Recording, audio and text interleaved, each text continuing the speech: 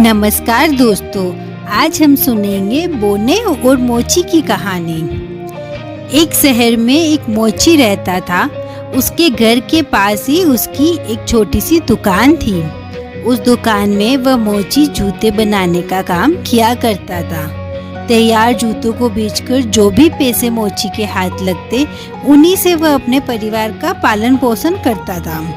हालांकि मोची अपना काम बड़ी मेहनत और लगन से करता था, लेकिन धीरे धीरे उसके जूते खरीदने वालों की संख्या कम होने लगी। ऐसे में उसे कम दाम पर अपने जूते बेचने पड़ते थे। इसका नतीजा यह हुआ कि समय के साथ उसका सारा जमा पैसा भी खत्म हो गया। यहाँ तक नौबत आई कि उसे अपना घर चलाने के लिए अपने पत्नी के गहने बेचने पड़ गए।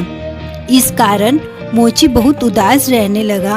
उसको उदास देखकर मोची की पत्नी उसे दिलासा देती कि ऊपर वाले पर भरोसा रखो, सब ठीक हो जाएगा, भगवान हमारी मदद जरूर करेगा।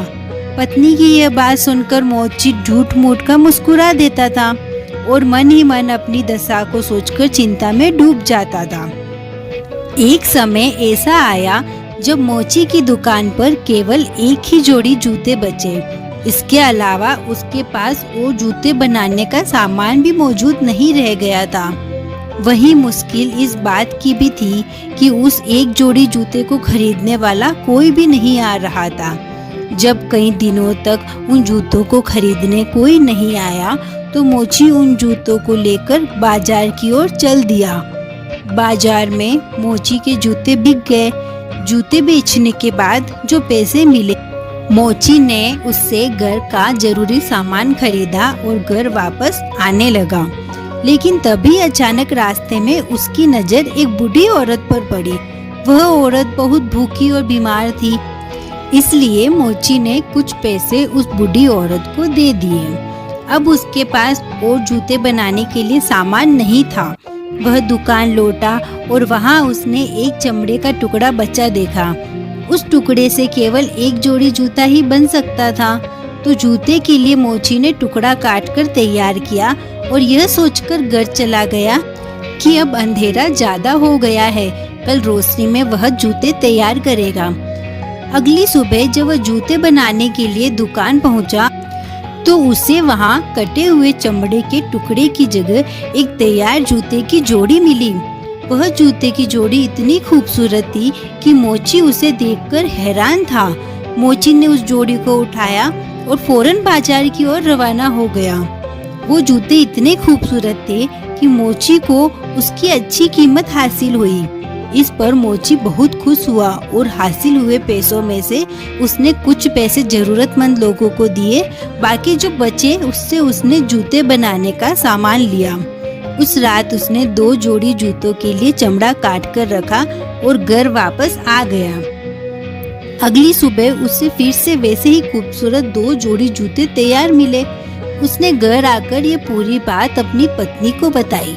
मोची की पत्नी बोली, देखा, मैं कहती थी ना कि भगवान हमारी मदद जरूर करेगा, ऊपर वाला सब देखता है। उसका ही किया है कि कोई नेक दिल हमारी इस तरीके से मदद कर रहा है। अब तो रोज जूते के लिए चमड़ा काट कर छोड़ने और अगले दिन बने बनाए सुंदर जूते पाने का सिलसिला ऐसे ही चलने लगा। धीरे धीरे मोची की स्थिति सुधर गई और उसने अच्छा पैसा भी जमा कर लिया। तभी मोची की पत्नी एक दिन बोली, हमें रात को रुककर पता लगाना चाहिए कि हमारे लिए इस तरह से जूते कौन बना रहा है।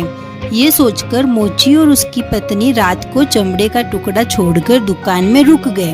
तभी उन्होंने देखा कि 3 बोने खिड़की से दुकान में घुसे और खुशी खुशी जूते बनाने लगे। पूरी रात खूबसूरत जूते बनाने के बाद वो तीनों बोने खिड़की के रास्ते ही वापस चले गए। यह सब देखने के बाद मोची और उसकी पत्नी आपस में बात करने लगे कि इन 3 बोने ने हमारी बहुत मदद की है, इसलिए हमें भी इनके लिए कुछ करना चाहिए, इन्हें कुछ उपहार देना चाहिए। इस पर मोची ने अपनी पत्नी से पूछा, बताओ आखिर इन्हें ऐसा क्या दिया जाए जिससे इन्हें खुशी मिले। इस पर मोची की पत्नी कहती है, तुमने ध्यान दिया कि उनके कपड़े और जूते काफी पुराने हो गए हैं, मैं उनके लिए नए कपड़े सिल देती हूँ और तुम उनके लिए जूते बना देना। फिर क्या था, मोची ने तीनों बोने के लिए जूते बनाए और उनकी पत्नी ने तीनों के लिए सुंदर कपड़े तैयार किए।